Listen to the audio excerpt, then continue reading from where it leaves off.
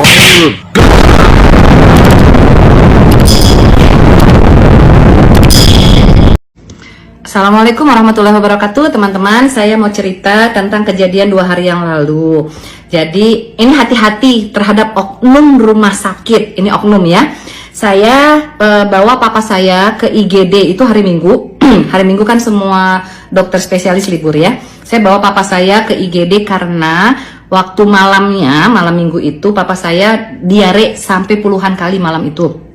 Nah, karena khawatir papa saya sudah usianya sudah 78 tahun, lansia, saya takut papa saya kenapa-kenapa karena dehidrasi, saya bawa ke IGD.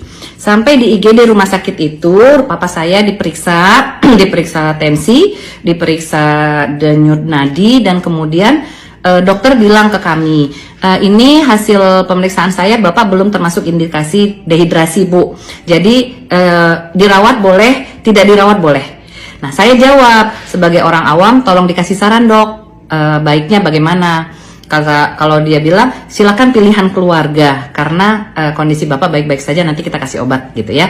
Akhirnya beliau bilang silakan dirembukan, nanti ketemui saya di ruang dokter gitu ya. Saya rembukan dengan adik, dengan ibu, dengan papa berempat. Saya rembukan, akhirnya papa bilang ya udah kita pulang aja, kita rawat jalan. Lalu adik saya ke ruang dokter mengatakan bahwa dok kita pulang.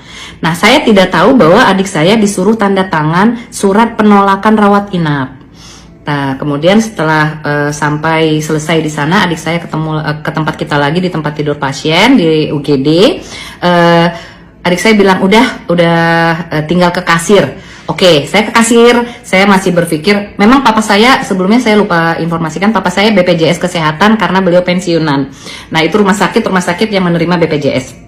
Kemudian saya ke kasir, saya ke transaksi harus membayar 300 sekian, saya lupa angkanya. Ya udah, saya nggak mau banyak tanya, cuman saya bilang tidak berlaku BPJS-nya ya. Enggak Bu, karena tidak rawat inap dan ibu sudah tanda tangan surat penolakan rawat inap. Saya heran dong, saya bilang saya tidak ada tanda tangan surat rawat inap, tidak ada tanda tangan surat penolakan rawat inap. Ada Bu, ditunjukin. Saya tanya adik saya, emangnya ada ya Ci? Ada disuruh tanda tangan? Iya, tadi suruh tanda tangan. Saya balik ke dokter, saya tidak mau takut terjadi apa-apa gitu ya. Mana tahu nanti papa saya harus balik lagi ke rumah sakit itu. Saya balik lagi ke dokter. Dokter, saya kan tidak mengatakan menolak dirawat. Kenapa saya harus tanda tangan surat pernyataan penolakan dirawat? Oh, iya Bu, itu prosedurnya. Jawabannya seperti itu. Tapi saya tidak menolak loh dok. Kenapa harus saya tanda tangan menolak? Kalau dokter suruh rawat, saya nurut. Kami orang awam, kami mementingkan keselamatan papa kami. Saya bilang, oh mohon maaf kalau begitu Bu, ada miskomunikasi. Dicabut aja suratnya. Di situ saya udah aneh. Tapi ya sudahlah, saya nggak mau ribut gitu ya. Kemudian saya bayar. Nah, sebelum berangkat ke rumah sakit, memang saya telepon sepupu saya. Beliau memang seorang orang yang bekerja di BPJS Kesehatan gitu ya, beliau di Medan. Nah, ini kan ponakan papa saya gitu ya. Jadi beliau tahu saya sedang ke rumah sakit bawa papa saya. Beliau telepon, beliau telepon dan tanya bagaimana papa gitu. Kami masih di rumah sakit.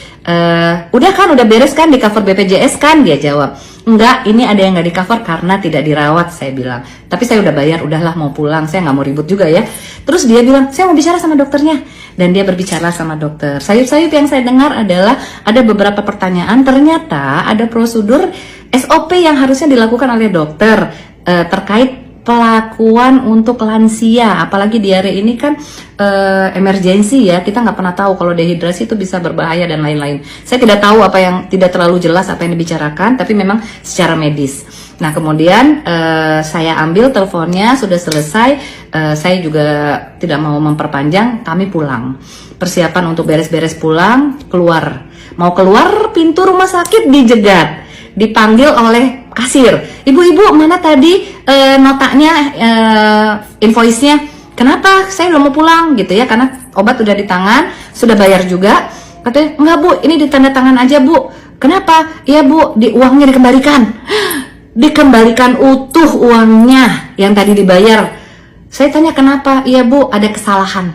Dan saya memang tidak mau ribut lagi karena kasihan papa juga udah lemes ya. Akhirnya saya pulang. Tapi di jalan saya telepon lagi sepupu saya.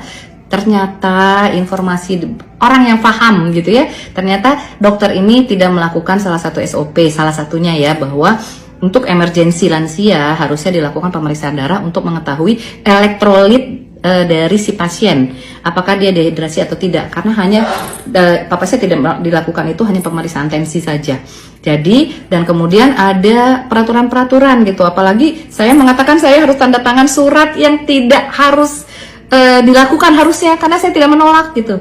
Dan yang terfikir oleh saya, inilah oknum rumah sakit.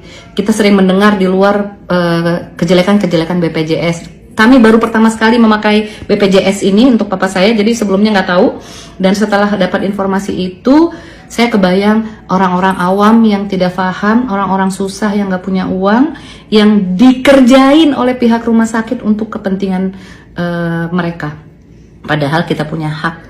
Dan benar-benar yang terpikir sama saya, mudah-mudahan kisah kami ini menjadi manfaat buat yang lain untuk berhati-hati, untuk lebih mencari tahu, untuk lebih teliti bahwa apa hak kita sebagai pasien, apa hak kita sebagai seorang yang menjadi member dari BPJS kesehatan tersebut, sehingga kita mendapatkan hak kita. Mudah-mudahan bermanfaat teman-teman, tidak ada maksud untuk menjelekkan, tapi ini saya harap bisa menjadi mengambil pelajaran dari kejadian ini. Terima kasih. Assalamualaikum warahmatullahi wabarakatuh.